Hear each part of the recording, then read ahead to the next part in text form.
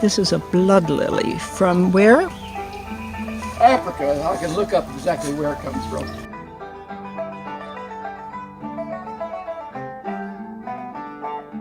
Teapot.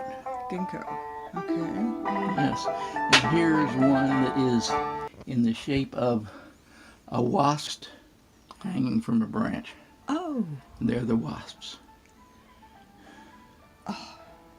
And here's the one which is in the shape of with silkworms on a pile of leaves.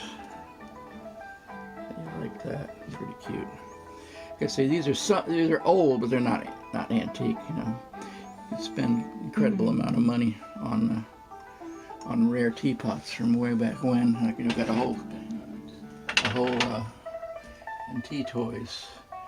Very zen. So you have These that. are the tea toys. Yes. See, there's it's a rotten loofah. That's what it is. I just got some loofah. It's mailed to me, loofah seeds, and I will plant them. What is this little thing? That's a little turtle. Oh, okay, that's also tea toy? Yes, these are all tea toys. Here's the one. You soak this in cold water and you pour hot water over it and peas. Get out. No. Oh, that's so cute. And here's one in the shape of a watermelon with a frog. You soak this for a couple hours in cold water, and they pour hot water and spouts water out of the frog spouts water out of its mouth. So you have to soak it first. Yes. So it doesn't cold stay. water. So you heat it up, and of course it expands, and then it spouts. Oh my gosh. Yes. And other ones that change color, and the other ones that like how about this?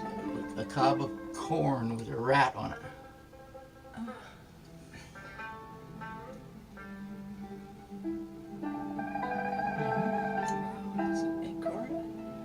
No, that is a mangosteen-shaped salt cellar from Cambodia. Have you ever had mangosteens? You have to be in Asia first to find them. Yeah, that's it. Yep, and a lotus pod and other things like that. And this is Pu'er. Pu'er is a city in southern Yunnan province, from which most of it was exported.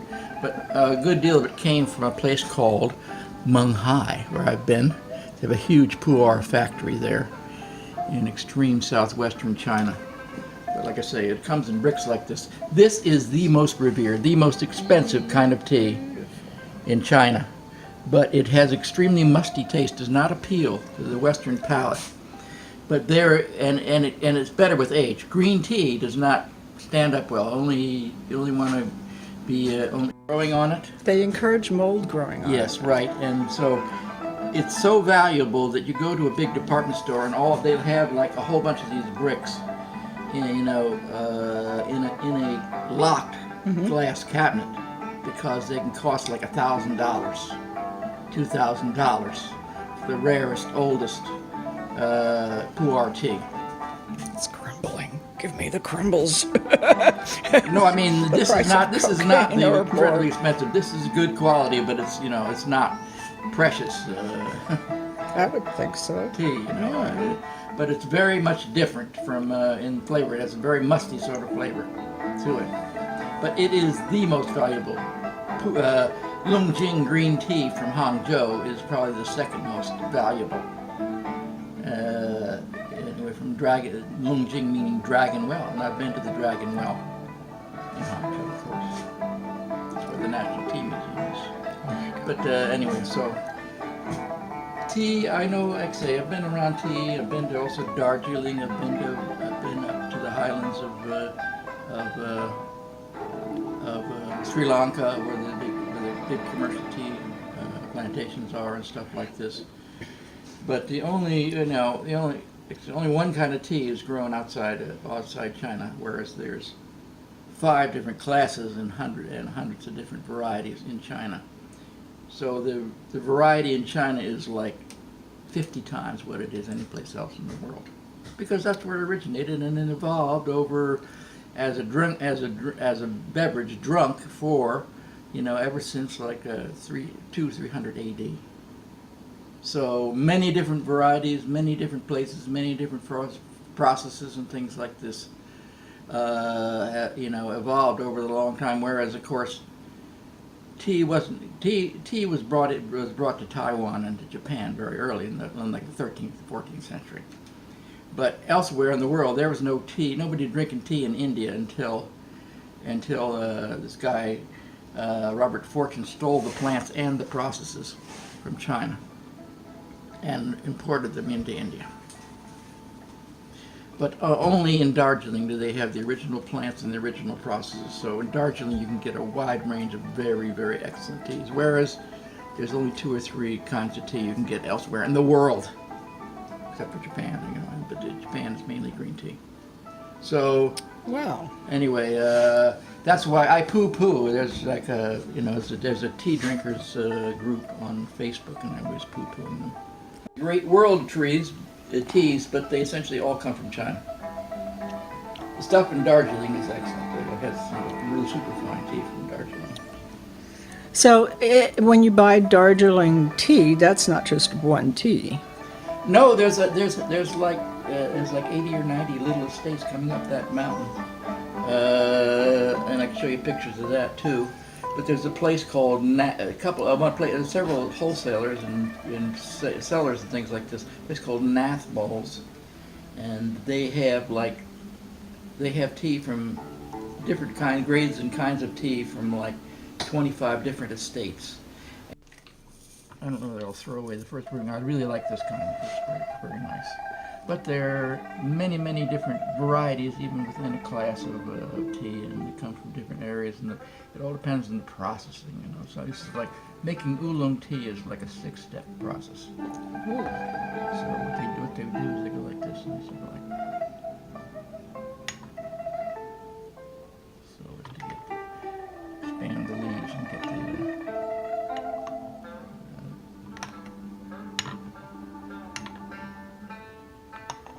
You have a tea toy.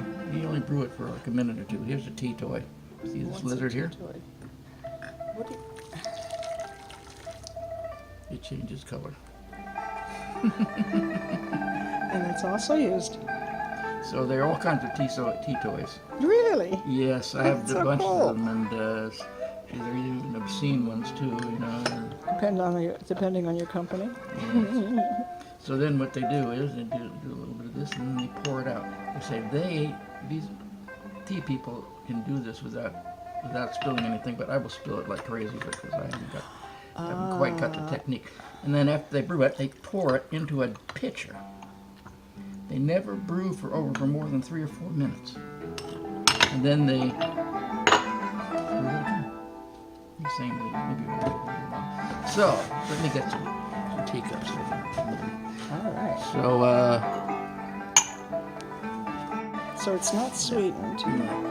no. Then the cups are too big. Okay. Well. Anyway, but however, We'll that's have a big cup of tea. Yeah, so I should have. So anyway, like I say, this is how most people have their tea. And I'll make up another batch right away. So there it is, and it's.